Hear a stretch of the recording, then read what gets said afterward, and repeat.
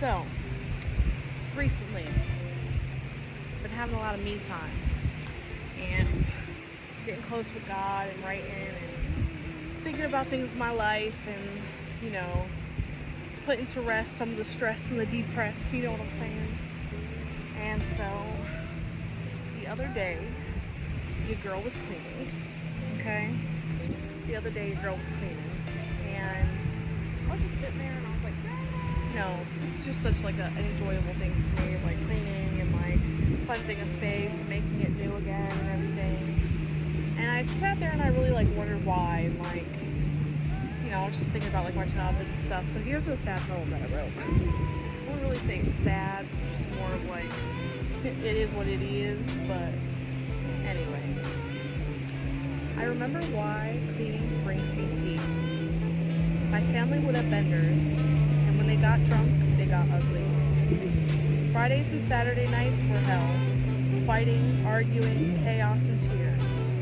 My brain couldn't wrap around the fact that they were my parents like that. It was horrible. My loving family turned into red-faced monsters, screaming in my face. Then Sunday would come, and everything would be brand new. Tears of sorrow and regret. I'm sorry, they would say. I love you, they would say. We would spend that morning cleaning together, listening to music together, and laughing together. Here they were again, my loving family. A bond formed only to be broken again days later. Days, weeks, and years just went on. And it never really, truly became better. It is no wonder as an adult I am addicted to the addict lifestyle. I don't even have to be drinking or on drugs. My body naturally transitions into that stage.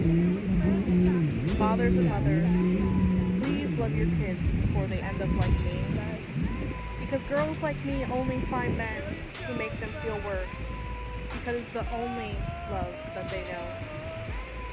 Then years later, she will feel comfortable with him, screaming in her face.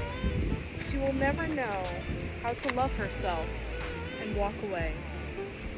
All she will know is in the peace and pain. That's it. It's a little something I wrote. I just love to like sit on that and think. It's like, I'm sure like there's other girls out there like me who, both parents were like pretty absent, and both parents were pretty absent. And really it changes the way you think, the way you feel, changes the relationships you're gonna have. So it really does just change the trajectory of what your relationships are gonna be like. If you're a parent and you're already hurting your child in ways that you want her husband to hurt her one day, she's already going to be used to that. And you're going to be wondering why does my daughter allow herself to be with somebody that hurts her? Duh, I mean, you hurt her first.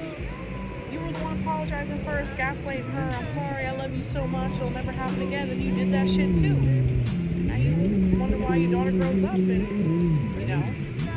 she can't find the love for herself. And at the end of the day, once we become adults, they can't really be, you have to start being accountable for your own actions,